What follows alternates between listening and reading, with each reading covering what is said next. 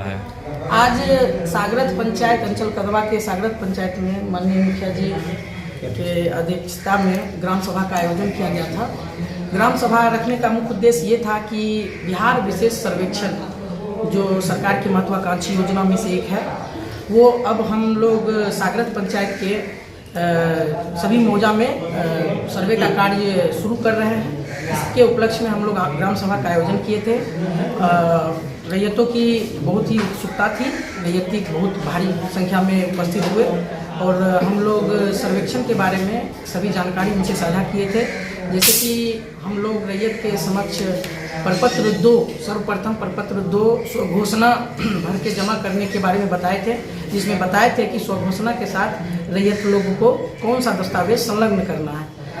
तो उनमें बताए थे कि जमाबंदी संख्या की विवरणी या मालगुजारी रसीद की छाया प्रति, खतियान यदि है तो खतियान का नकल, अगर सक्षम न्यायालय का आदेश है तो आदेश की सच्ची प्रति, मृत जमाबंदी रैयत की यदि मृत्यु हो गई है तो उनके मृत्यु प्रमाण पत्र की छाया प्रति, या मृतक का वारिस होने के संबंध में या आवेदक हित अर्जन करने वाले का प्रमाण पत्र, ये आधार कार्ड, ये सभी दस्तावेज लगा के वो अपने संबंधित मौजा के अमीन के पास सभी प्रपत्र 2 में भर के वो जमा करें।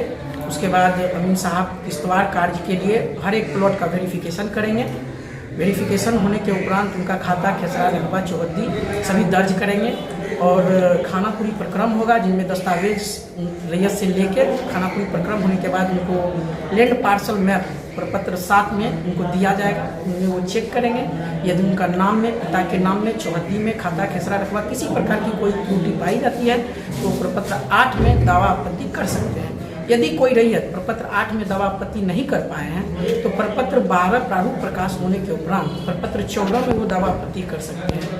यदि उनमें भी उनसे चूक हो जाती है, किसी तरह का कोई गलती त्रुटि रह जाती है तो वो प्रपत्र 21 में जिला बंदोबस्त कार्यालय से दावा आपत्ति कर सकते हैं और वो अपने जमीन से संबंधित जो भी साक्ष्य जमा करके सुधार करवा सकते हैं। और इस बार के सर्वेक्षण में सभी रैयत का खेसरावार अलग अलग विवरणी हो जाएगा। जैसे कि पहले एक आरएस खेसरा में 10 आदमी थे, लेकिन अभी के सर्वेक्षण में अभी सभी रैयत का अपना अपना एक नया खेसरा बन जाएगा, जिसका अलग हर एक प्लॉट का नक्शा उपलब्ध हो जाएगा। उनको मिल भी जाएगा नक्शा और उसमें वो देख सकते हैं कि मेरा खाता, खेसरा, रकबा क्या है। यानी कि रैयत को कुल मिला के 3 बार मौका मिलेगा। यदि रैयत चूक जाते हैं तो फिर बाद में समय खत्म हो जाने के बाद उस पर समय अगर खत्म हो जाए। तीसरे मौके तक की अवधि क्या रहेगी? तीसरे मौके की अवधि 3 महीने रहती है, जो जिला बंदोबस्त कार्यालय कटिहार में वो दे सकते हैं। उससे पहले प्रपत्र 7 में पहली बार जब उनको अवधि 15 दिनों की मिलती है, दूसरी बार प्रपत्र 14 में 1 महीने की और प्रपत्र 21 में जिला बंदोबस्त कार्यालय में 3 महीने की अवधि उनके पास रहती है। 3 महीने के अंदर वो आपत्ति दायर कर सकते हैं। सर, हम ये कहना चाह रहे हैं कि भूमि सर्वेक्षण जो है कितने प्रकार के होंगे? जी, भूमि सर्वेक्षण जो होंगे कितने प्रकार के होंगे? भूमि सर्वेक्षण अभी यदि कोई रैयत जिनका रैयती जमीन है, कोई यदि किन्हीं को बंदोबस्ती मिला है, कोई भूदान का है, कोई लाल कार्ड का है, जिस प्रकार का जमीन दस्तावेज उनके पास है वो दस्तावेज उपलब्ध करवाएं।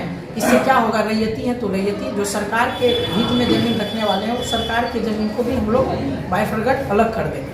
ये सुविधा हो जाएगी। बहुत आदमी ऐसे हैं जिनके पास दस्तावेज नहीं है, लेकिन गैर मजरूआ आम या खास या सर्वसाधारण की भूमि को यदि वो अधिकृत कर चुके हैं तो उस कंडीशन में उनको छोड़ना होगा। दस्तावेज के अभाव में वो अनाबाद बिहार सरकार खाता दर्ज हो जाएगा। सर, हम और ये कहना चाह रहे थे कि जैसे मान लीजिए पूर्वज में जैसे खतियान में बास्की प्रजा हो या सिकमी हो तो उनका नाम दर्ज है और पुनः वो आज से 20 साल पहले वो उनकी डेट मृत्यु हो चुकी है, क्या उनका क्या निर्णय है? देखिए, उस खतियान के अनुसार यदि कोई खतियानी रैयत हैं और जमाबंदी अभी उन्हीं के नाम से चल रही है और उनके जो भी वंशज हैं, अभी वर्तमान में मृत व्यक्ति के नाम से जमाबंदी जो मृत हो चुके हैं, जमाबंदी जिनके नाम से चल रहा है उनके नाम से सर्वे में नहीं होगा। उनको उनके वंशज जो भी होंगे वो वंशावली प्राधिकृत जो सरकार के द्वारा किया गया है, उनके द्वारा बनाए हुए वंशावली के आधार पर उनके वंशज के नाम से खाता दर्ज होगा। यदि उनके वंशज बंटवारा शेड्यूल लगा के अपना अपना नाम से अगर करवा चुके हैं अलग अलग जमाबंदी तो फिर तो कोई बात ही नहीं है, अलग अलग उनका हो जाएगा। यदि नहीं करवाए हैं तो फिर उनका संयुक्त खाता खुलेगा। उनके जितने भी वंशज हैं सभी लोगों का संयुक्त खाता खुलेगा। अच्छा, ऐसा भी मतलब कहने में आ रहा था कि जो कि पूर्वज में जिसका क्या कह रहे हैं कि खतियान में नाम दर्ज है सिकमी में, तो उस व्यक्ति का मृत्यु हो चुका है और पुनः उसको फिर क्या करें हटाने का प्रावधान है। नहीं, देखिए सिकमी जिनको भी पहले पूर्व के 54-56 के सर्वे में जो सिकमी दखलकार थे उनके नाम से खाता दर्ज इस सर्वे में नहीं हम लोग करने का आदेश है, क्योंकि जो मूल खतियानी रैयत हैं यदि वो दस्तावेज उपलब्ध करवाते हैं और वो सिकमी दखलकार जो भी हैं वो पूर्ववत रहेंगे, लेकिन हम लोग उनके नाम से खाता दर्ज नहीं करेंगे। इस सर्वे से आम लोगों को क्या कुछ फायदा हो सकता है? देखिए, ये सर्वे आम लोगों आम रैयतों के लिए ही किया जा रहा है। ये सर्वे 2020 से ही चल रहा था। आपके कटिहार जिला के 3 अंचल फलका, कुर्सेला, गोढ़ा ये कंप्लीट हो चुका है। बाकी के 13 अंचल में अभी इस वर्ष शुरू हो चुका है।